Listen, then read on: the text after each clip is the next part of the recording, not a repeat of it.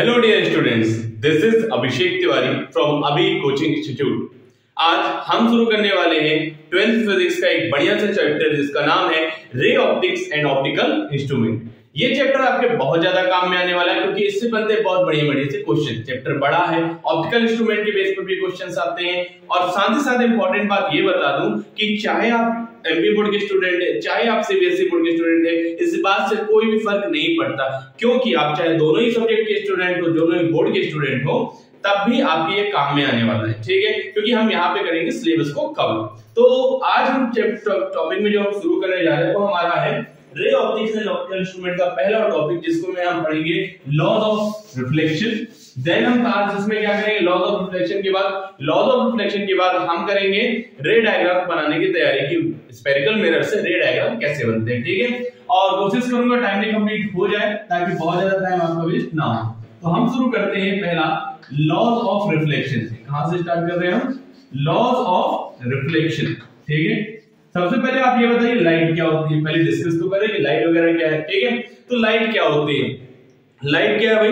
Light एक प्रकार की एनर्जी जिसकी वजह से हम देख पाते हैं। स्पीड ऑफ लाइट की यदि हम बात करें तो स्पीड ऑफ लाइट क्या होती है? आप कहेंगे सर स्पीड ऑफ लाइट होती है 3 × 10⁸ मीटर पर सेकेंड पर। बंधु मैं आपको समझा दूं कि स्पीड ऑफ लाइट इससे भी आगे होती है। स्पीड ऑफ लाइट एक्चुअल में होती है 29,97,92,458 मीटर पर सेकेंड। वो तो क्या है कि अब इतने बड़े फोन नंबर तो आप याद कर नहीं पाएंगे, तो इसलिए क्या किया जाता है, इसको थोड़ा शॉर्ट में करके समझाया जाता है 3 × 10⁸ मीटर पर सेकेंड। ठीक है, तो लाइट क्या एक प्रकार की एनर्जी, इसकी वजह से हम देख सकते हैं। स्पीड ऑफ लाइट 3 × 10⁸ मीटर पर सेकेंड। और वैल्यू याद रखना है तो 29,97,92,458 मीटर पर सेकेंड। ठीक है, चलिए भाई, अब यदि आपको ये चीज मालूम हो गई तो अपन आते हैं लॉज ऑफ रिफ्लेक्शन पर।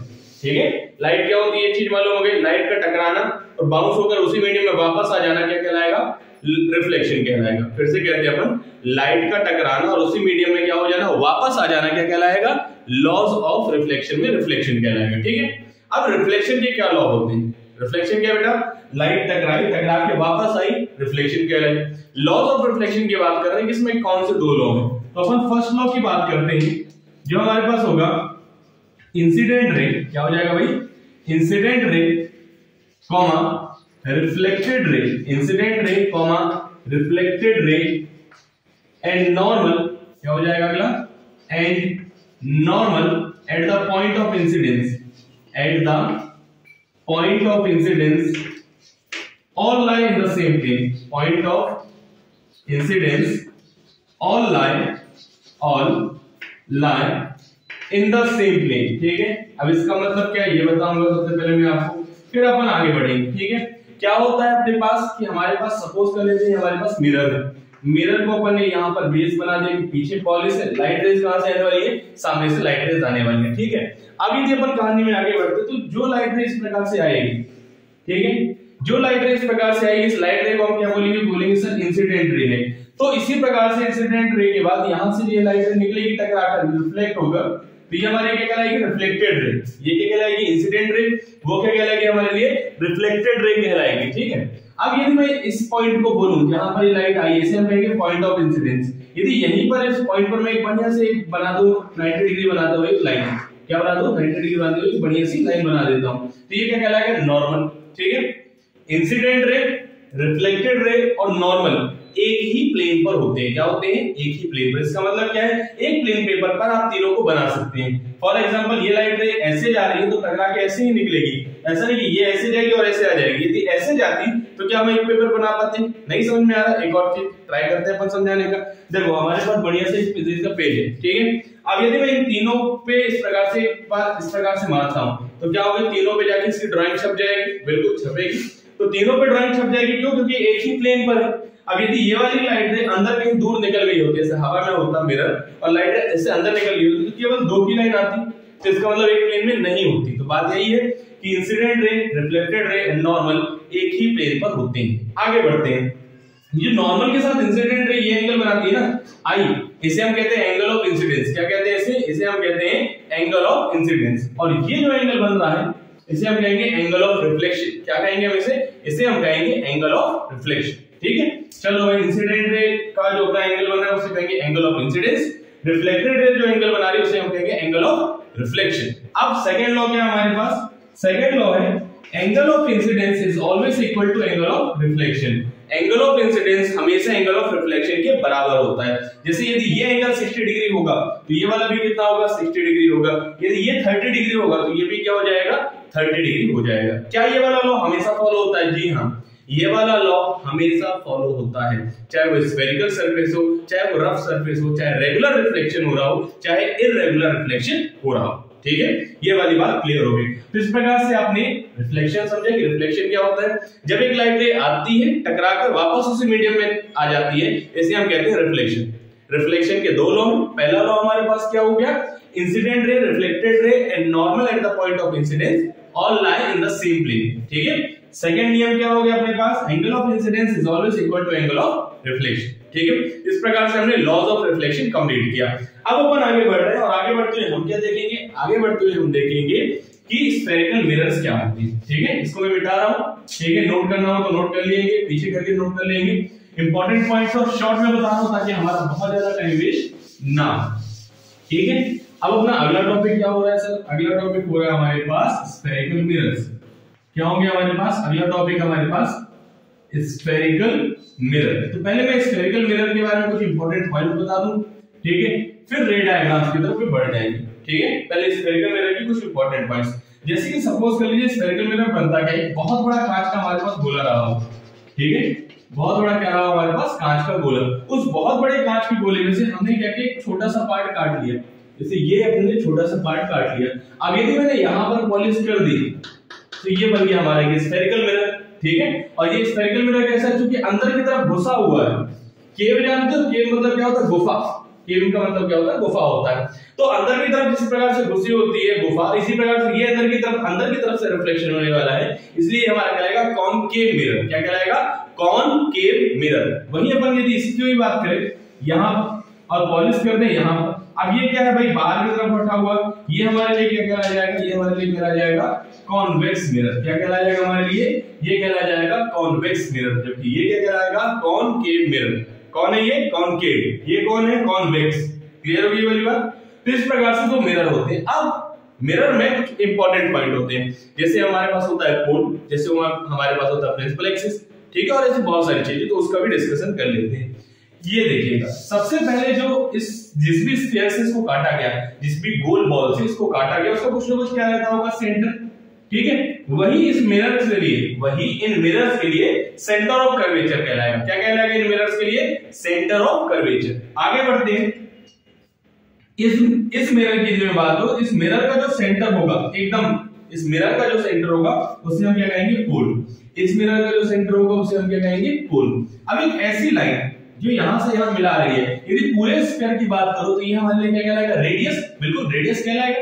तो ये हमारा कहलाता है रेडियस ऑफ कर्वेचर। क्या कहलाता है बेटा? ये कहलाता है हमारे लिए रेडियस ऑफ कर्वेचर। ठीक है, और ये लाइन जो इस प्रिंसिपल फोकस से, सॉरी, पोल से, सेंटर ऑफ कर्वेचर से और रेडियस ऑफ कर्वेचर के अराउंड चलती है, इस लाइन को हम क्या कहते हैं? इस लाइन को हम कहते हैं प्रिंसिपल एक्सिस। क्या कहते हैं अपन? इसे कहते हैं हम प्रिंसिपल एक्सिस। आगे बढ़ते हैं। पोल और सेंटर ऑफ कर्वेचर के एकदम बीच वाला जो पॉइंट होता है ना, उसे क्या कहा जाता है? फोकस कहा जाता है। क्या कहा जाता है बेटा? उसे कहा जाता है फोकस। और जितनी भी लाइट रेज है सब इसी के आसपास खेलती रहती है। ठीक है, तो इस प्रकार से मैंने अभी आपको स्फेरिकल मिरर बताया कि स्फेरिकल मिरर कैसे बनते हैं। एक बहुत बड़ा सा स्फीयर होगा जिसमें से क्या हुआ? दो प्रकार के मिरर काट लिए गए।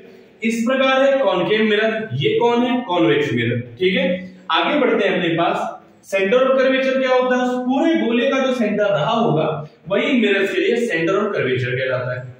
इसी प्रकार से उस पूरे गोले का जो रेडियस रहा होगा वही इन मिरर्स के लिए रेडियस ऑफ कर्वेचर कहलाता है। आगे रेडियस ऑफ कर्वेचर का जो मिड पॉइंट होता है उसे हम कहते हैं फोकस, और यहां से यहां तक का जो डिस्टेंस होता है उसे हम क्या कह देते हैं? फोकल लेंथ कह देते हैं। ठीक है, इतना कंफर्म हो गया। अब यदि इतनी बातें तुम्हें कंफर्म हो गई तो अब अपन आगे बढ़ते हैं और देखते हैं कि अगला टॉपिक हमारा क्या हो सकता है। अगला टॉपिक क्या होगा भाई? रे डायग्राम्स। बिल्कुल, रे डायग्राम्स बनाएंगे ताकि अगली बार जब हम पढ़े तो डायरेक्ट रिफ्लेक्शन की तरफ बढ़े। एक्चुअली में मिरर फार्मूले की तरफ बढ़ेंगे, कुछ न्यूमेरिकल्स करेंगे और कोशिश यही करूंगा कि टाइमली आपका कोर्स कंप्लीट हो जाए। देखो टाइमली कोर्स कंप्लीट हो जाएगा ताकि तुम पढ़ाई और अच्छे तरीके से कर पाओगे, रिवीजन वगैरह कर पाओगे। पर यदि मैं इन्हीं लेक्चर्स को बहुत लंबा लेकर जाऊंगा तो फिर दिक्कत होगी, है ना। तो चलो भाई अब अपन आते हैं रे डायग्राम्स पर। रे डायग्राम बनाने के लिए सबसे पहले मैं आपको कुछ नियम बता दूं, उन नियम को फॉलो करना होगा आपको, ठीक है। ये कौन सा मिरर है? कॉन्वेक्स मिरर है, ठीक है। और वहीं पर यदि अपन दूसरी बात करें तो ये कौन सा मिरर है हमारे पास? ये हमारा कॉनकेव मिरर है, ठीक है। ध्यान देना, जो भी लाइट रे प्रिंसिपल एक्सिस के पैरेलल आएगी, जो भी लाइट रे प्रिंसिपल एक्सिस के पैरेलल आएगी, अब ध्यान देना यहां पे रिफ्लेक्शन होगा तो कहां पर जाएगी एकदम। अब इसका देखो फोकस कहां पर है, ध्यान देने वाली बात, इसका फोकस कहां पर है? यहां पर। इसका फोकस कहां पर है? यहां पर। जो भी लाइट रे पैरेलल आएगी वो कहां से मुड़ेगी? फोकस से होते हुए जाएगी। अब इसका फोकस तो बाहर, समझ रहे हो ना भाई। रेडियस ऑफ कर्वेचर ये था, उसका मिड पॉइंट हो गया ये, तो रेडियस ऑफ कर्वेचर के मिड पॉइंट फोकस से होती है, ये रिफ्लेक्ट हो जाएगी। किसकी बात कर रहा हूं? कॉनकेव मिरर की। वहीं कॉन्वेक्स में अब ये मिरर के अंदर तो घुस नहीं सकती, ठीक है, क्लियर सी बात है। तो ये इस प्रकार से रिफ्लेक्ट होगी जैसे कहां से आ रही हो?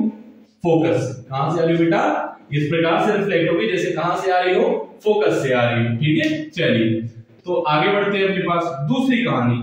यदि कोई ऐसी लाइट रे होगी, ध्यान देना, यदि कोई ऐसी लाइट रे होगी जो फोकस की तरफ जा रही हो, किस तरफ जा रही हो? एकदम फोकस की तरफ, कि भैया यदि बीच में मिरर ना होता तो ये यहां जाती, तो वो किस प्रकार से रिफ्लेक्ट होगी? सर वो रिफ्लेक्ट होगी जैसे पैरेलल निकल जाएगी। बात समझे? जस्ट इसका उल्टा, ठीक है। आगे जो लाइट रे पोल से जाएगी वो क्या होगी भाई? उतने ही डिग्री का एंगल बनाते हुए वापस आ जाएगी। जो लाइट रे पोल पर जाएगी उतने ही डिग्री का एंगल बनाते हुए वापस आ जाएगी। 2 या 3 नियम, ज्यादा टेंशन वाली बात नहीं है। एक नियम और बता देता हूं जो इंपॉर्टेंट होगा। जो light ray centre of curvature से जाएगी, जैसे ये फोकस है ना, क्या रेडियस ऑफ कर्वेचर कहा था, ये क्या है हमारे लिए? Centre of curvature. जो light ray centre of curvature से जाएगी वो कहीं नहीं मुड़ेगी, जैसे गई थी वैसे ही क्या हो जाएगी? लौट कर आ जाएगी। इन नियमों का ध्यान रखेंगे और अपन अब बनाने जा रहे हैं रे डायग्राम, ठीक है। तो चलिए भाई शुरू करते हैं हम रे डायग्राम्स बनाना। सबसे पहले किसके लिए बनाए जाएंगे? कॉनकेव मिरर के लिए। किसके लिए बनाएंगे हम? कॉनकेव मिरर के लिए। फिर किसकी तरफ बढ़ेंगे हम? कॉन्वेक्स मिरर की तरफ बढ़ेंगे, ठीक है। और एक और बात, आप देख रहे हैं बढ़िया तरीके से YouTube पर, तो उम्मीद करता हूं ऐसी कोई भी चीज जो तुम्हें ना समझ में आए, ऐसा नहीं कि इस चैप्टर को तुम छोड़ सर नहीं समझ में आ रहा छोड़ देते हैं, ऐसा मत करो। यदि आपको कुछ चीज नहीं समझ में आ रही, आपके पास कमेंट सेक्शन है ना, आप कमेंट कीजिए कि किस पॉइंट पे आपको नहीं समझ में आ गया। यदि ऐसा कोई सिंपल सा पॉइंट है, छोटा सा पॉइंट है, तो उसको मैं YouTube शॉर्ट्स पे अपलोड कर दूंगा और आपकी कमेंट में उसकी लिंक भी दे दूंगा ताकि आप उसको देख भी लें।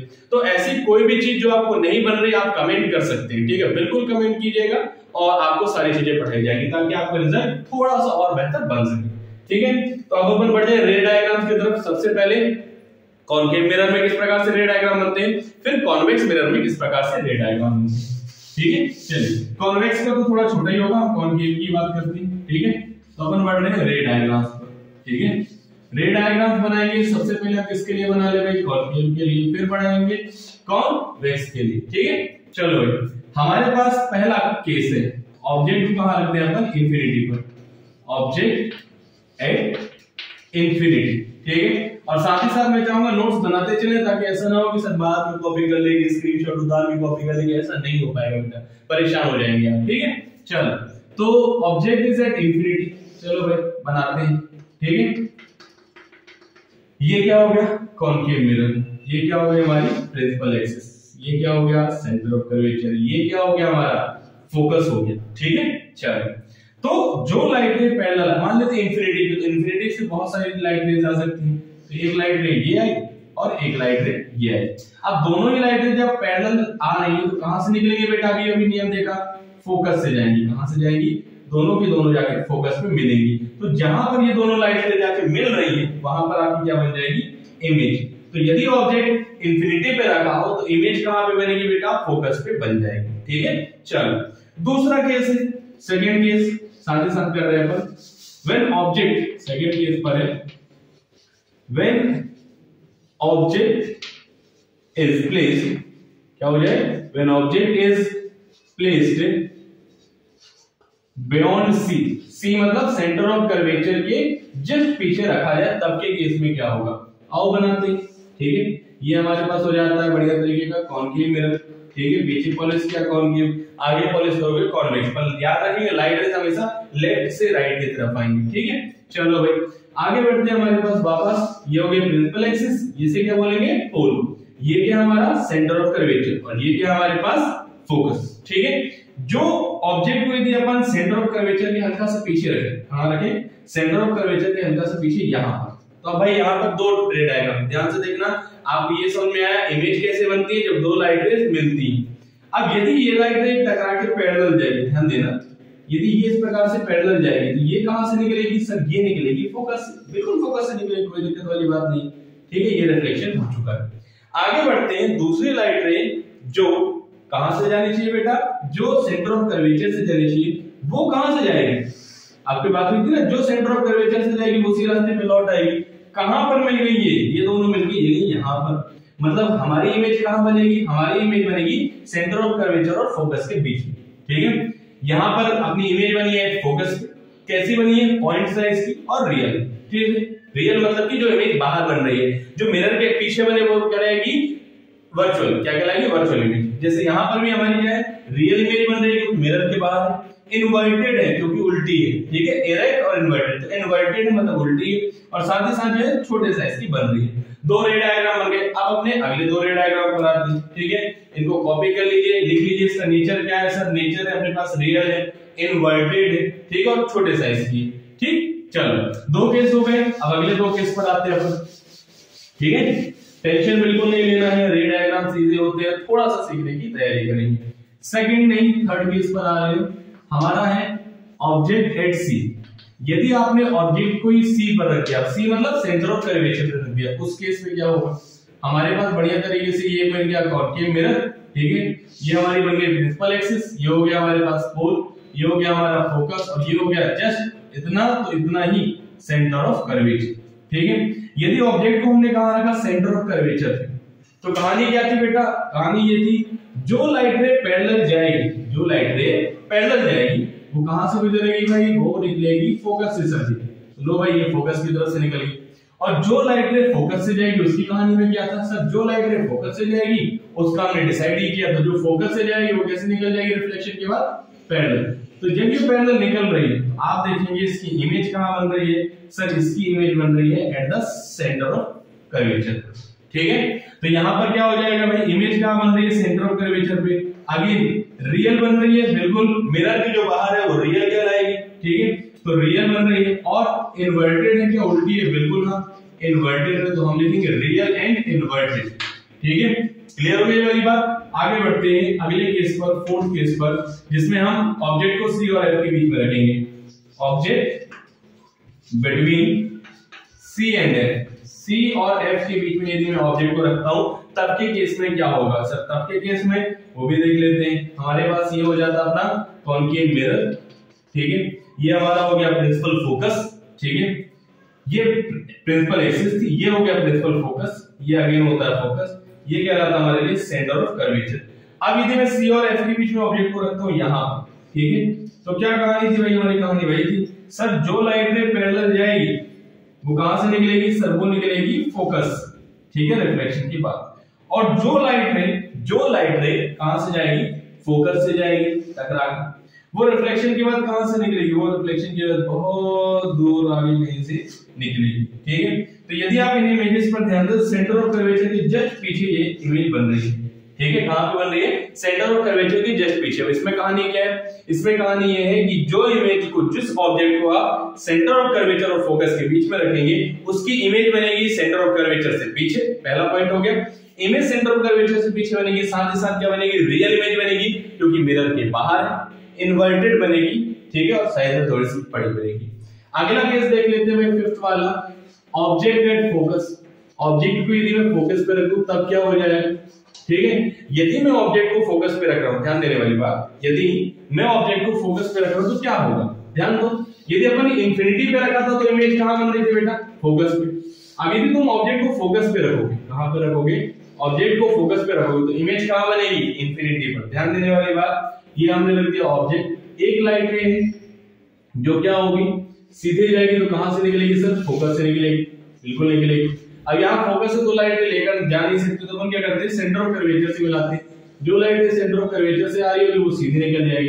अब ये देखिए, ये दोनों पैरेलल, जो पैरेलल लाइंस होती होती है वो कहां पे जाके मिलती है, अपन ये मान के चलेंगे सर जो पैरेलल लाइंस होती हैं वो जाके मिलती है अपने पास इंफिनिटी में। कहां पे जाके मिलती है पैरेलल लाइंस अपने पास जाके मिलती है इंफिनिटी में, इसलिए इसकी इमेज कहां पे बनेगी, इंफिनिटी पर। अच्छा नीचे है मतलब इन्वर्टेड होगी और रियल होगी, ठीक है। लास्ट पॉइंट है हमारे पास सिक्स्थ वाला जो एक्चुअली में काम में आता है, वो है हमारे पास जब हम फोकस के भी अंदर रखते हैं। क्या रखें अपन जब ऑब्जेक्ट को फोकस के भी अंदर रखते हैं, ये हमारा हो गया प्रिंसिपल फोकस, ये पोल हो गया, ये फोकस हो गया, ये हमारा हो गया सेंटर ऑफ कर्वेचर। यदि मैं ऑब्जेक्ट को यहां रखूं तो एक लाइट रे होगी जो एकदम कहां से जाएगी, एकदम पैरेलल जाएगी। पैरेलल वाली कहां से निकलेगी सर, फोकस से, बिल्कुल फोकस से निकलेगी। दूसरी लाइट रे होगी जो कहां पे ले जाती है, पोल पर, ठीक है। जितने डिग्री के एंगल पे गई थी उतने डिग्री के एंगल पे वापस से आएगी, इस प्रकार से। अब आप यदि ये देखें तो ये थोड़ा सा फैल रही है, और मैं इनको पीछे खींचता हूं, ध्यान देना, यदि मैं इनको पीछे खींचता हूं तो क्या ये पीछे जाके मिल सकती है, बिल्कुल सर ये पीछे जाके मिल सकती है। यदि ये पीछे जाकर मिल सकती है तो इसका मतलब क्या है, इसकी भी एक इमेज बन रही है, बस इस पर रियल इमेज ना बन के वर्चुअल इमेज बन रही है। क्यों, आईने के अंदर बन रही है, वर्चुअल इमेज बन रही है, ठीक है। इन्वर्टेड है कि इरेक्ट है, आप बोलेंगे सर इरेक्ट है, क्यों, सीधी बन रही है, ठीक है। और साथ ही साथ साइज में बड़ी बन रही है। तो ये अपने रे डायग्राम्स हो गए किसके, कॉनकेव मिरर के। अब कॉन्वेक्स मिरर का एक एग्जांपल देखते हैं और जल्दी से इस लेक्चर को करते हैं कंप्लीट। जल्दी से ये सारी चीजें कॉपी कर लीजिए, मैं थोड़ा सा साइड हो जाता हूं, चाहे तो आप मेरे साथ इसका स्क्रीनशॉट ले सकते हैं, ठीक है। स्क्रीनशॉट ले लीजिए ताकि आपको चीजें समझ में आ जाए, ठीक हो गया। चलो अब इसे मैं मिटाता हूं और अपन लास्ट केस देखते हैं, ठीक है, जो हमारे लिए किसके लिए होगा, कॉन्वेक्स मिरर्स के लिए होगा। कॉन्वेक्स मिरर के इतने सारे डायग्राम याद करने की कोई जरूरत नहीं है, सिंपल सा डायग्राम बहुत तेजी से बन जाएगा। कॉन्वेक्स मिरर की यदि मैं बात कर रहा हूं तो सिंपल सा है। पहली बात तो अपन इसको ऐसे बनाएंगे, सर उस तरफ से लाइट रे ला सकते हैं क्या, बिल्कुल नहीं ला सकते, उस तरफ से हम लाइट रे नहीं ला सकते। लाइट रेज को हमेशा हमें लेफ्ट टू राइट ही लाना होगा, ठीक है। ये हमारे पास मिरर हो गया जिसे हम क्या कहेंगे बेटा, कॉन्वेक्स मिरर। क्या बोलेंगे हम इसे हम बोलेंगे कॉन्वेक्स मिरर। अगेन ये हमारी हो गई क्या, प्रिंसिपल एक्सिस। यहाँ पर जो सेंटर ऑफ कर्वेचर होगा अंदर होगा, फोकस भी कहां पर होगा, अंदर होगा, ठीक है। तो अब यहाँ पे यदि मैं एक ऑब्जेक्ट रखता हूं, ठीक है, जो ऑब्जेक्ट से लाइट रे पैरेलल जाएगी, ध्यान देना, जो ऑब्जेक्ट से लाइट रे पैरेलल जाएगी वो कुछ इस प्रकार से निकलेगी, जैसे कहां से आ रही हो सर, ऐसे आ रही होगी, जैसे कहां से आ रही हो, फोकस से। ये इंसिडेंट रे, ये रिफ्लेक्टेड रे कुछ इस प्रकार से आएगी जैसे फोकस से आ रही हो। दूसरे की अपन कहानी बात कर लेते हैं, ऐसी दूसरी लाइट रे जो ऐसा महसूस करते हैं जो सेंटर ऑफ कर्वेचर की तरफ जाए, उसके साथ क्या होगा सर, जो सेंटर ऑफ कर्वेचर की तरफ जाएगी वो उसी रास्ते पे वापस लौट आएगी, बिल्कुल ऐसे ही होगा। तो ये दोनों अंदर कहीं पर मिल रही है, कहां पर मिल रही है, यहां पर। तो इस बार भी अपनी क्या बन रही है, एक इमेज बन रही है जो अपनी वर्चुअल इमेज है, ठीक है। कैसी इमेज है ये, वर्चुअल इमेज है, आईने के अंदर बन रही है, सीधी बन रही है और साइज में थोड़ी सी छोटी बन रही है, ठीक है। तो इस प्रकार से अपन ये सारे के सारे रे डायग्राम देखे। अगले लेक्चर में हम पढ़ने वाले लीनियर मैग्नीफिकेशन के बारे में। किसके बारे में पढ़ने वाले अपन, स्क्रीनशॉट ले लिया, ठीक है। चलो अपन अगले चैप्टर में क्या पढ़ने वाले हैं, बढ़िया तरीके से पढ़ेंगे लीनियर मैग्नीफिकेशन और साथ ही साथ डेरिवेशन करेंगे मिरर फार्मूले का। ऐसी कोई भी चीज जो तुम्हें ना समझ में आ रही हो तुम्हारे पास कमेंट सेक्शन में बता सकते हो, और साथ ही साथ यदि तुम मेरे स्टूडेंट हो तो तुम्हारे पास तो व्हाट्सएप नंबर भी होगा, तो उस पर मुझे अपनी प्रॉब्लम बता सकते हो और तुम्हें हर एक चीज का सॉल्यूशन मिलेगा, ठीक है। इस बार रे ऑप्टिक्स को पूरा ही का पूरा कंप्लीट करेंगे और फिर धीरे धीरे अगले चैप्टर्स की ओर बढ़ जाएंगे, ठीक है। साथ ही साथ एक बात और बोलना चाहूंगा कि यदि तुम्हें लग रहा है कि हाँ सारी चीजें सही चल रही है तो YouTube चैनल को करना है तुम्हें सब्सक्राइब और शेयर कर दीजिए अपने दोस्तों को जो पढ़ाई नहीं कर रहे हैं, अभी भी जो सीरियस नहीं हो पाए, तो सीरियस होना पड़ेगा, ठीक है। बात वही है कि यदि तुम्हें अच्छे रैंक लाना है तो पढ़ना तो पड़ेगा। स्वर्ग सबको जाना है, क्या बात होती है, स्वर्ग सबको जाना है लेकिन मरना कोई नहीं चाहता, क्योंकि मरने के लिए तो स्वर्ग जाना पड़ेगा। स्वर्ग सबको जाना है लेकिन मरना कोई नहीं चाहता, इसी प्रकार से फर्स्ट रैंक सबको चाहिए, पढ़ना कोई नहीं चाहता। इसी के साथ मैं तुमसे कहना चाहूंगा good day and thank you.